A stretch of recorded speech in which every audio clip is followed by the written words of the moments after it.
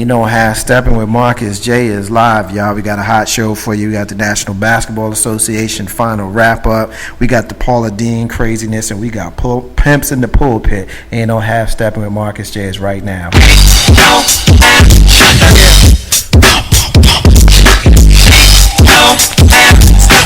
about that time. It's about that time again.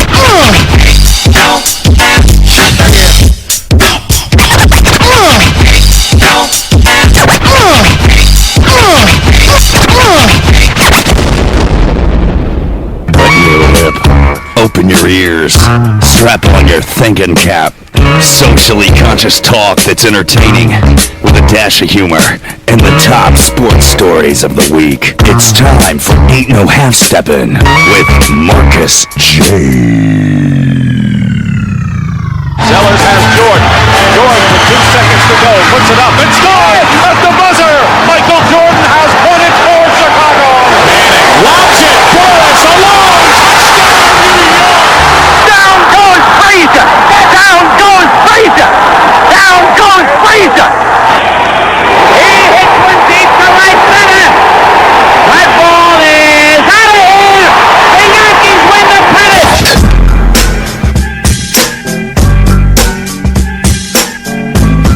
If they lying, then you must be half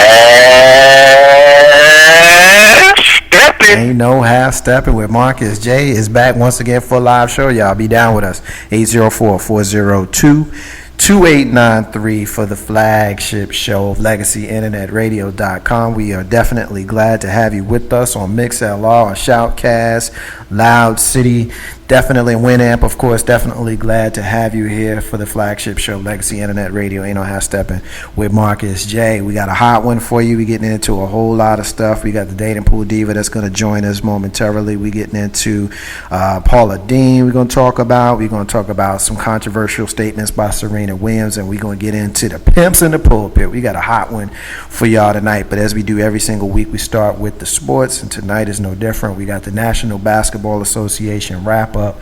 And tonight we got on the live line with us your main man JR. What's going on, my brother?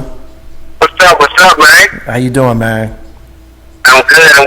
All right. I'm really good now that the king got another ring. Oh my God, here we go. I'm gonna give you a plenty of opportunity to get into that blasphemous nonsense that you just said, but I want to also introduce, also joining us on the live line, we got the official analyst for the National Basketball Association, once again helping us out with the intro there. We got your main man K-Dub. What's up, my brother?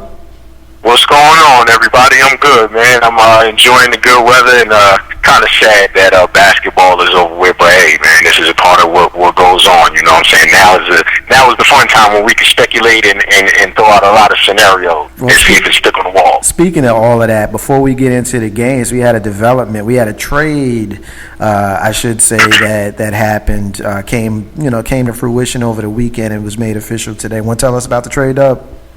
Yeah, I got news that Coach Doc Rivers, who was the head coach, was the head coach of the Boston Celtics, actually is something that's a little bit different from what we saw over the last few generations, is that a coach was traded to the Los Angeles Clippers for some draft picks in return going to Boston.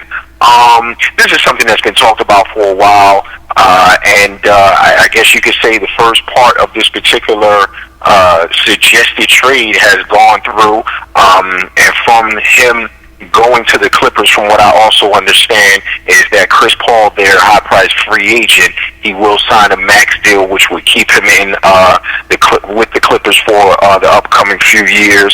Also dealing with the Clippers, they've gone back and forth in regards for a trade with Dwight Howard and possibly Blake Griffin, as well as possibly bringing in either a Kevin Garnett via trade, or if Boston was to release Paul Pierce, that could possibly happen. So basically, like I said, man, it's a lot of speculation on moves or whatever. I guess you could say this is one part of the fun part of the summer in regards to basketball. But again, something that we haven't seen in a long time, a coach being traded to another team. JR, when you see Doc Rivers make the move across the coast and you hear of the potential of two of his top three big guns joining him over there in Clipperland. What's your thoughts? You think Kevin Garnett and Paul Pierce will look good in red, white, and blue instead of green? I'm used to the Minnesota Timberwolves, Kevin Garnett, so to see him change a uniform again won't be much of a big shock for me. Paul Pierce, however, I don't know how I will feel about that. Not that I'm a Celtics fan, but at the same time, I mean, he's the one guy that can say he's been with his team through it all, from bottom to top. And I think if I'm him, I will retire that way rather than switch uniforms like that. But it also brings to mind too Ray Allen when he left and the criticism that he got and the criticism that LeBron took from taking his talents to South Beach.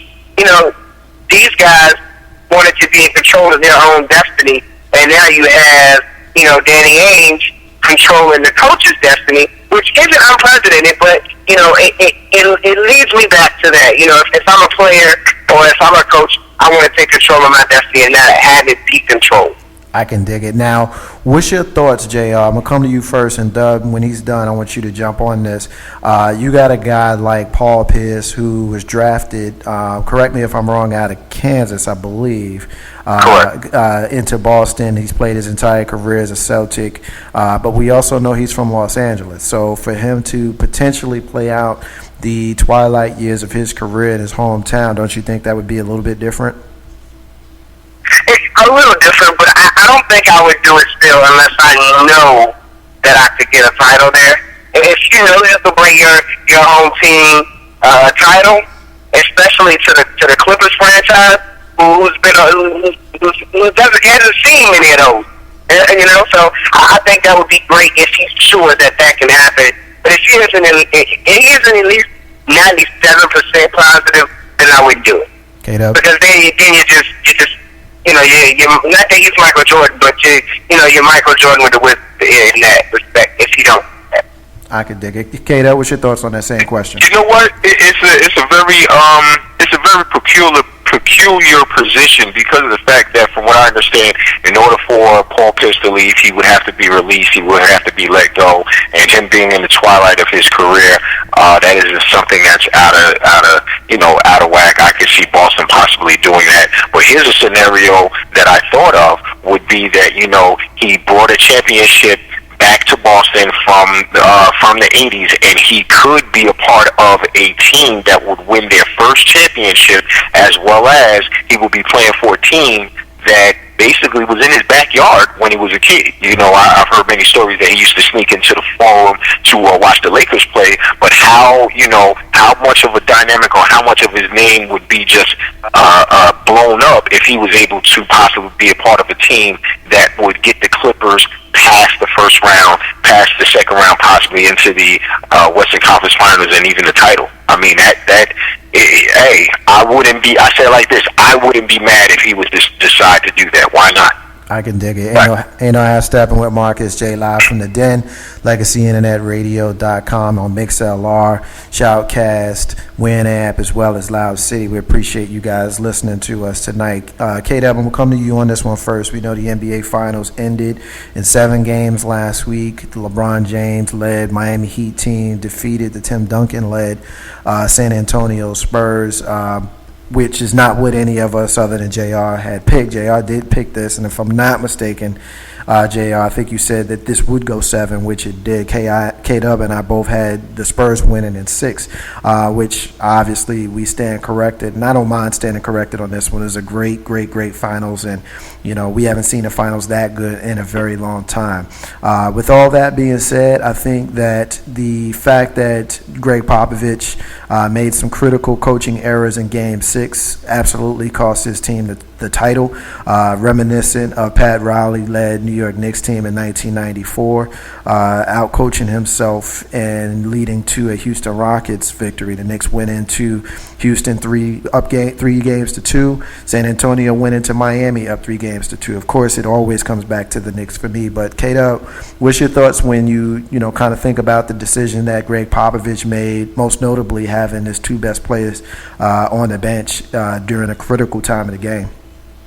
Well, Well, you are referring to Game 6. There were two particular plays that Miami was able to capitalize on because of the fact that they got offensive rebounds. And by taking Tim Duncan out of the lineup, who knows what could have happened there. I mean, if you really analyze a part of the end of Game 6, if the San Antonio Spurs were to get a defensive rebound, they would have been the champions.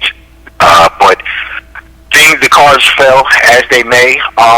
What we're coaching, and I'll say this about Popovich, I think that he has gotten enough equity that if he made a decision, I would have to trust in him to make that decision, and unfortunately it did cost him the championship.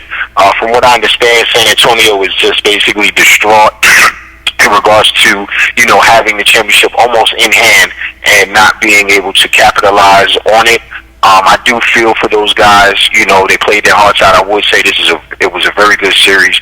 But again, I think that Popovich has gained enough equity that, any coaching decisions that he made, whether it be right or wrong, I would just have to roll with it.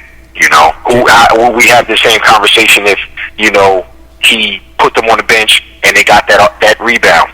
Somebody would think, hey, that's the genius of Popovich, playing chess. Right. JR, same question. What's your thoughts on the fact that it did look like, up 5 with 28 seconds to go in Game 6? It didn't look like there was any way that the Miami Heat were going to repeat, and but for some questionable substitutions, obviously we see that it did. What's your thoughts, man? I'm always like this. I see Tony Parker and Tim Duncan on the sideline at the same time, and I always question that, especially at critical points in the game where you don't have much time to bounce back from the runs that the other team is going to make. But in Game 6, I believe one of my biggest questions there was, I believe it's like 7 seconds to go, and Bosh gets the rebound. That you can argue that Tim Duncan may have gotten it, he's in there, but the way the ball bounced, it pretty much went Bosh's way. Like, he was in perfect position to get it. My question is, with that time, 7 seconds left on the clock, why didn't they immediately foul Chris Bosh? Why did they allow him to get the pass off? That's what boggled my mind, because if anything, you can send Chris Bosh to the line, but you don't really want to send a LeBron or D Wade or any of those guys to the line, but you foul them, honestly. Foul them and keep and make him beat you.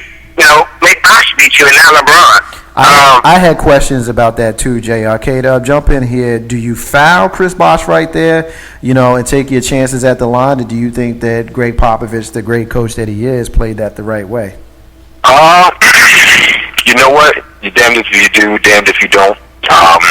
Would I have fouled Chris Bosh? I probably would have, just for the simple fact of trying to reserve time on the clock. And also, we could sit here again and be Monday morning armchair quarterbacks. Again, I go back to, we kind of have to go with these decisions that the coaches make. And I think that, maybe it could have been a situation where maybe Popovich may have overcoached, maybe being a little bit too meticulous. But something that I also want to throw out there that, people knew about, but it really wasn't really talked about too much. Tony Parker was playing on a severely pulled hamstring, and from what I understand, it could have torn at any particular point. So, that could be a genesis of some of the questionable times that he pulled Tony Parker out of the game. I'm referring to the fourth quarter because, if you really watch San Antonio, regardless of who the opponent is, regardless of what the score is, Popovich does have a system in regards to his sub patterns. So, in the early part of the games, I would say maybe the first 3 quarters, he's basically following his own pattern. Then fourth quarter, you make your own particular adjustments. But we can sit here and debate it and go back and forth.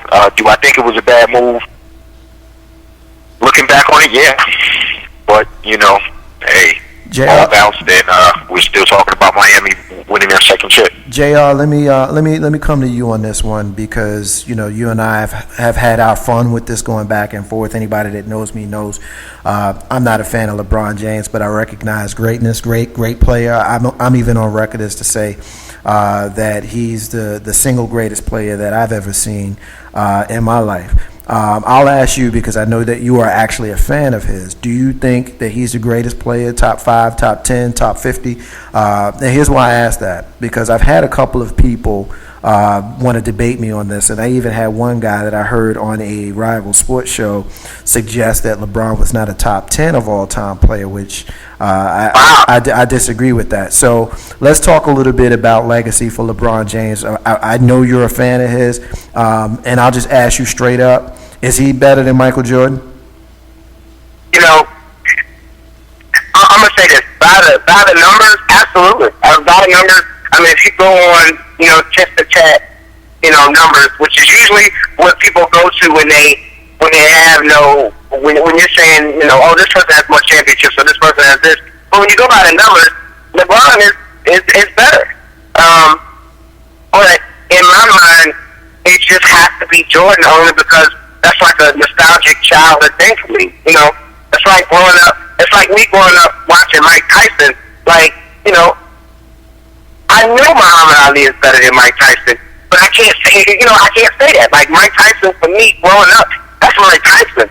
Right. Like, Muhammad Ali dancing around, but if he connect, that's it. Right. But at the same time, I mean, just going by the numbers, you gotta go with LeBron. You gotta be honest with yourself, even though you want to, count all the rings that Mike has. I mean, and if we count the rings, if that's going to be the standard, then we got to go back to Bill Russell. Let me. That's a good point, and I know K-Dub appreciates that you bring up Bill Russell. I got stats here in front of me. I'm gonna come to them in a minute. K-Dub, I want you to just kind of go off of the eye test of your own personal feelings. Is Michael Jordan better than LeBron James, or is LeBron James better than Michael Jordan? Well, you know what? What I told you earlier, it really comes down to a person-to-person thing. If you're into winning, if you're into scoring, or if you're into individual controlling the game, you can go back and forth. Would I say that he's better than Michael Jordan? I'll say this: I won't make a specific yes or no. I'll say let's have the same conversation when LeBron James ends his career. Right. Then we can actually go stat by stat and go line by line. You and I spoke earlier today, and we were making comparisons between Michael Jordan, Kobe Bryant, and LeBron James at the same age. And just to kind of, I know I'm kind of going away from the Michael Jordan versus LeBron thing, but what I wanted to say, which I said to you earlier, is that whenever we talk about the quote-unquote greatest players of the game, I think that everyone should kind of reevaluate the actual statement and say, this is the greatest player that I have seen. Because I'm quite sure someone such as Pops J, I know you're listening out there, how you doing there, sir? Such as him, he may say that Oscar Robertson might have been the best basketball player that he's seen. There's individuals that we know that have seen, we were young at the time, but we saw the great Kareem Abdul-Jabbar. There's individuals that may say that Wilt Chamberlain was the greatest player of all time. And of course, just like JR said, if we're going to use the same criteria that we talk about Michael Jordan and LeBron James, then if we use that same criteria, you would have to say Bill Russell is the greatest basketball player of all time. I got a couple of stats. It really depends person to person. I'm sorry. I got a couple of stats that I came across recently that will speak to it, because I caught a lot of heat from people when I said that Michael Jordan was when I said that LeBron James was the greatest player that I ever saw. And I always prefaced it by saying I ever saw. I never said of all time. I said I ever saw. And that's my opinion. So you really can't apologize for your own opinion, because that's what it is. It's your opinion. And I think it's an unfair discussion to have, because LeBron James is 28 years old and Michael Jordan finished playing basketball 10 years ago. So it's not really a very fair argument, and that speaks to what K-Dub said, that we really should temper this discussion until after LeBron and Kobe have finished playing. Kobe, of course, being the only other person in this current generation that has been compared to MJ. Here's the thing: at age 28, which I really think is the only real fair way to compare these cats, at age 28 years old, Kobe Bryant had 3 rings. He had 0 Finals MVPs and 0 league MVPs. At 28, keep in mind he won those 3 rings with Shaq as Batman, and Kobe, of course, at that point was Robin. Some disagree with that, but that's just reality. Let's not even get into that. Kobe was Robin. Michael Jordan, at the same age of 28 years, had 1 ring, 1 Finals MVP, and 2 league MVPs. Impressive at 28. LeBron James at 28 has 2 rings, 2 Finals MVPs, and 4 league MVPs. So if you prorate that out, the rest of his career, considering a similar trajectory of that of Michael as well as Kobe, let's say that LeBron gets, how many league MVPs did Mike end up with? If I'm not mistaken, he ended up with 3. I think he ended up with 3. And I can look that up. I'll look that up while one of you guys are talking after I make this point. But do you see anybody else in the league right now who can take away the MVP? It's almost like that year that Charles Barkley won, or that year that Karl Malone won. Like, you really could have given it to Mike, but you gave it to somebody else. Do you see anybody else even close in the National Basketball Association that's going to win an MVP over LeBron James, other than maybe Kevin Durant, or if Carmelo Anthony of the Knicks continues to play a full season like he played the first half of this past season? So when you look at the argument at age 28, Jay, I want you to jump in here. Do you see there being any other way to match these guys up? And then also keep in mind, you got all of these eyes on them. You know what I mean? Like Michael Jordan burst onto the scene, right when SportsCenter starts hitting, and LeBron James burst on. And I got this from this point was made by another talk show host. Every single time LeBron touches the ball, we can debate it on Twitter. So when you lay it out like that, JR, what do you think? I mean, can we compare them, or is it fair to just stop at age 28 and take them year by year until they're both done, Kobe and LeBron?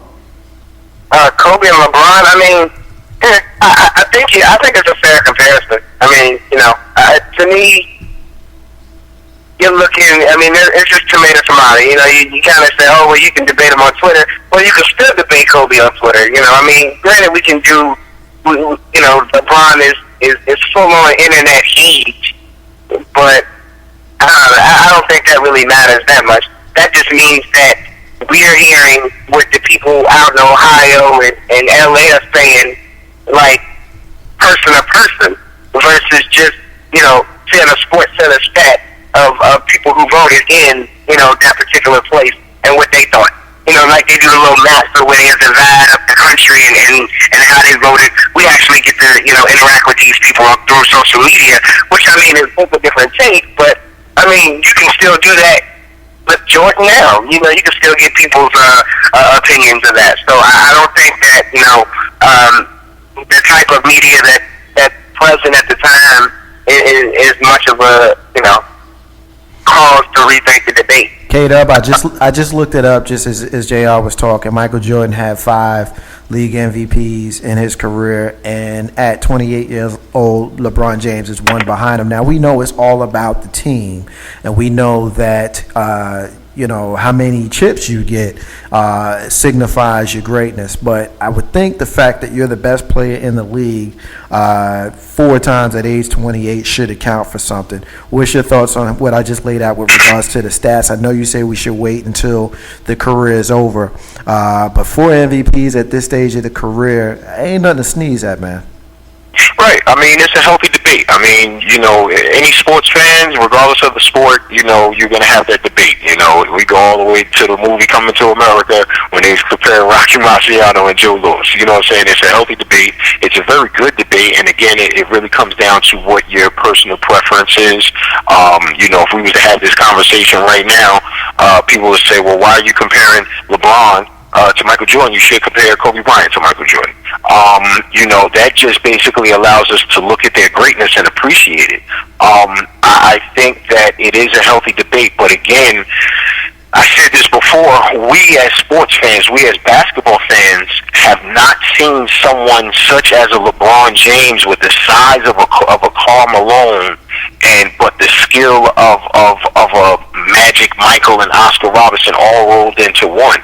So, something I said to you earlier was that, individuals criticizing LeBron James, which, you know what, man, you're always going to be criticized, but individuals that criticize LeBron James, I always say that, you know, you better admire his skill, because we don't know when we'll be able to see someone such as with his physique, his skill again. You know, the next person that may take over the league might be 9 years old right now. Yeah, JR, let me ask you this.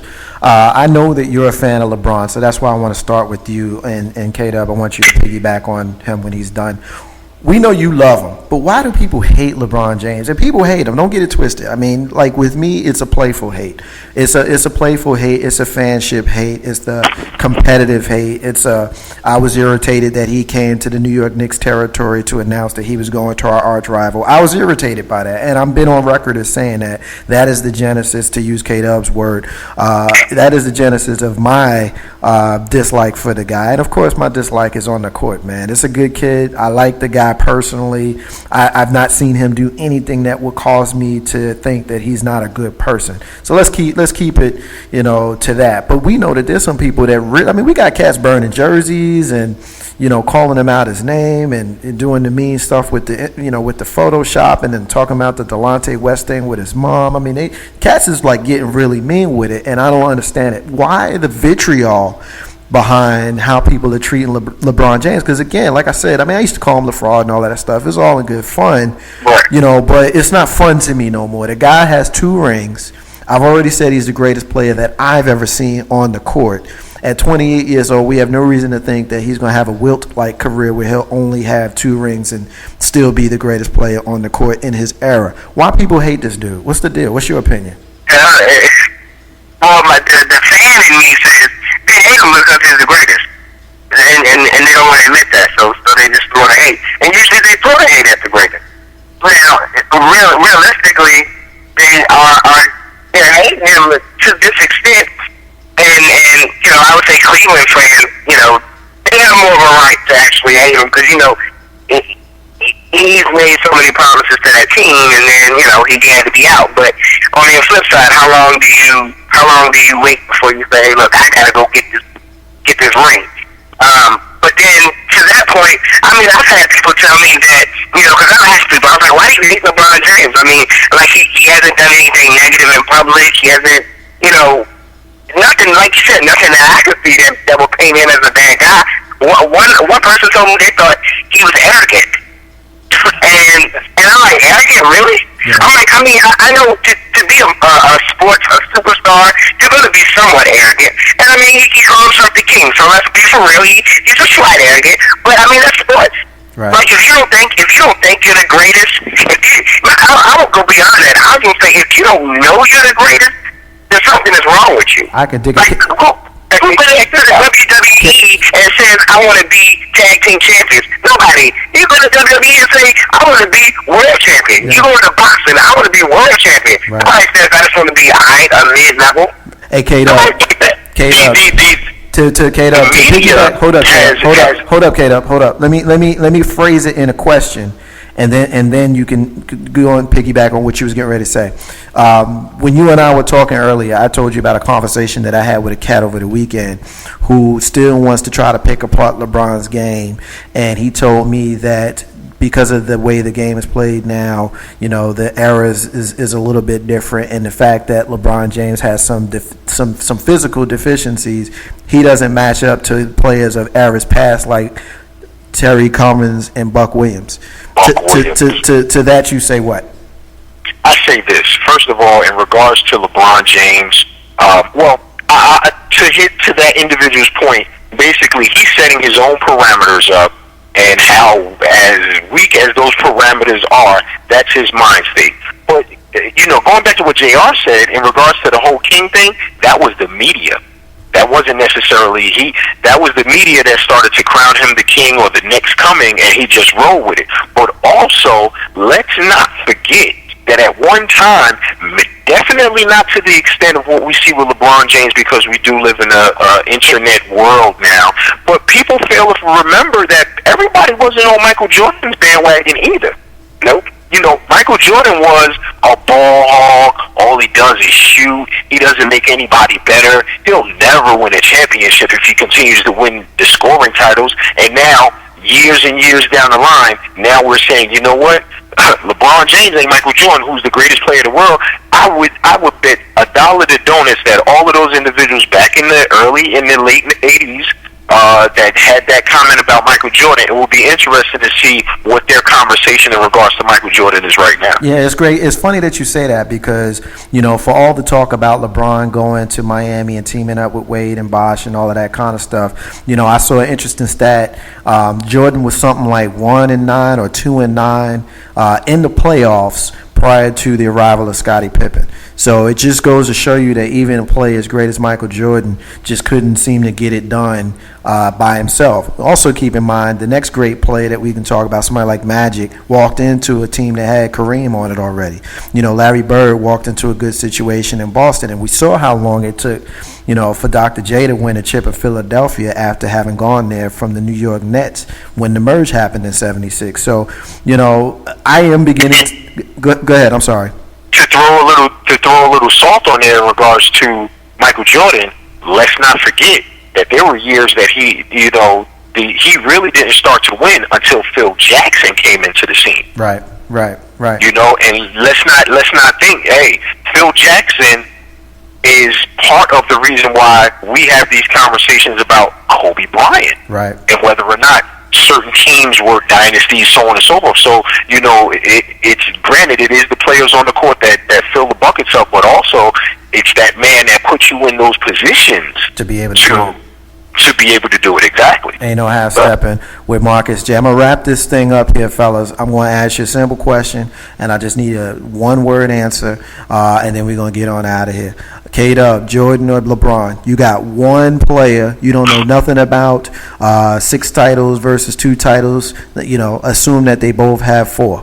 5 titles versus MVPs versus 4 MVPs. Assume that they have the same amount. All things equal, ages, everything, all things equal. Only thing that's different is the actual player that you see with your eyeballs, the eye test. You got one player. K-Dub, who you got? I think I'm gonna go with MJ. And if I was building a team, I might go with LeBron James. And the only reason I say that is that LeBron James can defensively guard 1 through 5, but no one has that dog in him like MJ. JR, same question. My gut says LeBron, and I'm gonna go with that and eat it for better or for worse. That basically he has it all. I mean, the passing, he's not as good of a scorer, but the passing, the defense. Right. He just to have someone that goes and works on their game year after year. He's making 19-foot jumpers that he won't make in a few years ago. I've already gone on record, so it's kind of a moot point for me to answer it, but I'm definitely going with LeBron James. Anytime you got a choice between 2 great players with similar skill sets, one of the things that I think with the National Basketball Association that can be used as your deal breaker is the size. And as K-Dub alluded to, Michael Jordan, as great as he was, and we know that he was a great player offensively and defensively, he was a great defender, but he wasn't guarding Patrick Ewing. He wasn't guarding Hakeem Olajuwon or David Robinson. He was guarding, generally the 2s and maybe occasionally the 1s and the 3s. So basically that's what he did. As K-Dub alluded to, somebody like LeBron James at 6'9", 275, he's guarding every single player on the floor. And he's not being manhandled by anybody. He's got the size to go up against Dwight Howard, and he's got the quickness to go up against Chris Paul. So it doesn't even really matter. And, for me, that is the big deal breaker. I understand about having that dog in you, but I think LeBron James showed the detractors a whole lot by coming up with a masterful Game 7 with 37 points, making that 19-footer that we know he's not consistent with, but he was consistent with it in the biggest game of his career, Game 7 of the NBA Finals, that led the team of Miami back to the promised land of the National Basketball Association. So congrats to him. Ain't no half stepping with Marcus J. We're going to take our first break of the night. We're going to leave it there. K-Dub and JR, I appreciate you brothers joining me for the National Basketball Association. Both of you hold the live line for me. We're going to take a break, and when we come back, we got Carlton Banks and the Dating Pool Diva joining us. Ain't no half stepping, Marcus J. Back in a minute.